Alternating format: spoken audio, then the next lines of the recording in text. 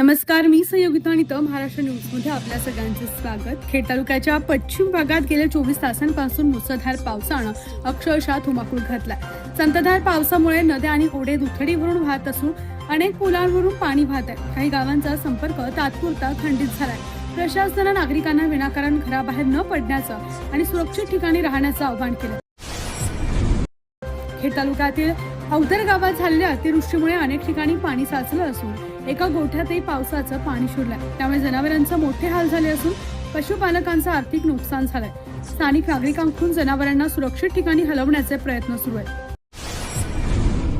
खेड तालुक्यातील साबुर्डी गावात अतिवृष्टीमुळे अत्यंत दुर्दैवी घटना घडली आहे। बाळासाहेब गोपाळे आणि प्रशांत गोपाळे यांच्या गोठ्यात पाणी शिरल्यानं 2 दुभत्या गायींचा बुडून मृत्यू झालाय। या घटनेमुळे संबंधित शेतकरी कुटुंबाचं मोठं आर्थिक नुकसान झालं असून पंचनामा करून शासनाकडून तातडीनं मदत देण्याची मागणी करण्यात येते।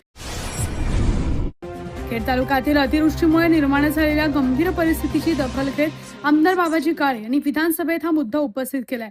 अतिवृष्टीमुळे झालेली पर्यावरणीय हानी, जनावरांचा मृत्यू, शेतीचं नुकसान आणि नागरिकांच्या अडचणी याकडे सरकारचं लक्ष वेधत बाधितांना तातडीची मदत देण्याची मागणी त्यांनी केली आहे।